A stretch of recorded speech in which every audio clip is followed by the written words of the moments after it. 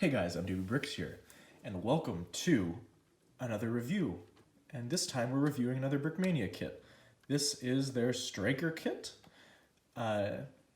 So let's just dive right into it.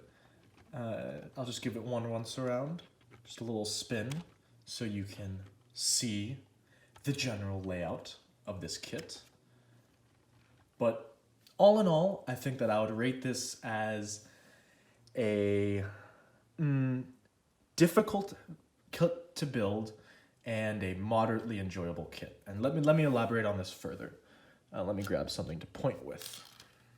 So, to start, the figure, let's actually grab him first and take a look at the figure, because it is a nice figure.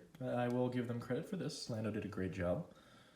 So let's take a peek. Similar to the modern, the US modern tanker, but different in some pretty extensive ways. You can see the radio on the front and some new pouches that he has. Obviously the helmet is different. He has a pistol and a pouch on the side. And the armor looks slightly different.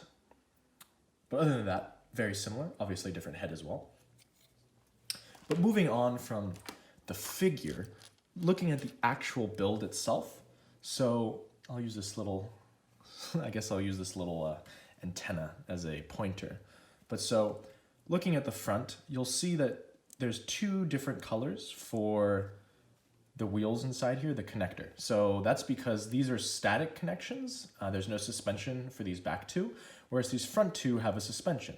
You know, these wheels can move on their own volition, essentially. Now, when I bought this, I thought that that would be a really good thing. I thought that this was one of the features that, you know, sold me on getting this kit. However, trying to place these wheels onto the kit successfully probably took me close to an hour, or a little bit more than an hour even.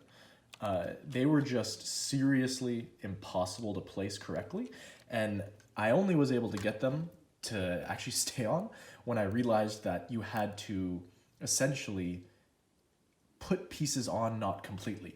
Like, you weren't supposed to click a piece all the way in and then it worked, which I think to me is an extremely counterintuitive building technique. And I mean, it confused me during the build and it frustrated me a lot. And that just really disappointed me. I think beyond that, some of the techniques with the side skirts leave a little bit to be desired. I mean, these open studs here, I don't know, it just doesn't look that smooth to me. I think that it could have just been smoothed out a little bit. The turret itself, so this is one of the variations. I got the Stryker pack that comes with all 8 variations.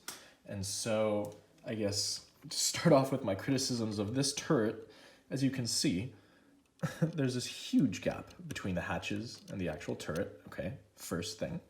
And then when you close this, see, this is the kind of gap I'm expecting. This is really nothing. This is just slightly off because of Lego. But this gap is, in my opinion, that's unforgivable. And okay, this is my next objection, is that this turret is extremely fragile, and look at how little it can move. It can't move anywhere. Of course it can turn, but the fact that this can't barely move up and down is, again, another unacceptable fact to me.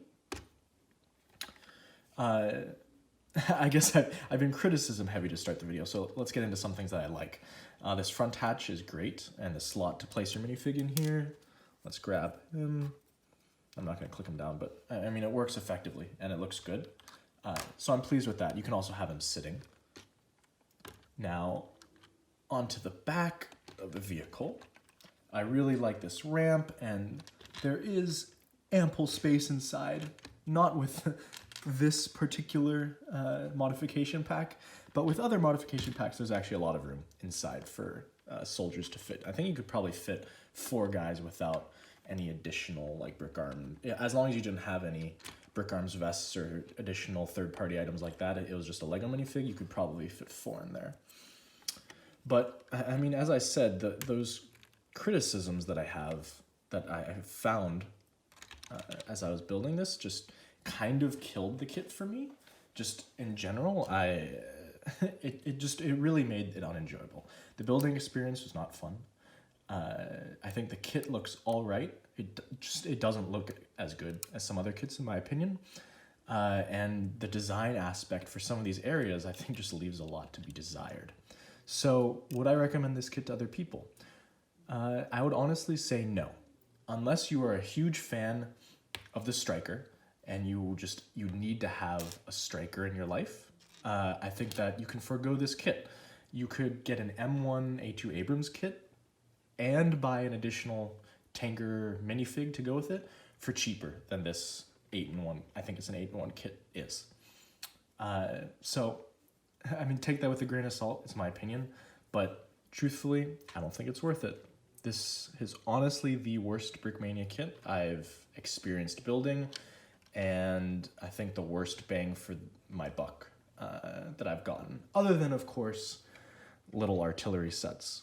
But I don't think you're buying these little artillery sets with, you know, getting bang for your buck in mind. But anyways, that was my quick little review of the Stryker. Obviously, all these opinions are my own, so don't take them as the gospel truth. Do your own research before any of that. But anyways, thank you for tuning in. Like, comment, subscribe, you know, do all the normal stuff. Of course, I appreciate all the support I've been getting on my channel. And I hope to see you guys next time when I post a new video. Anyways, signing out for now.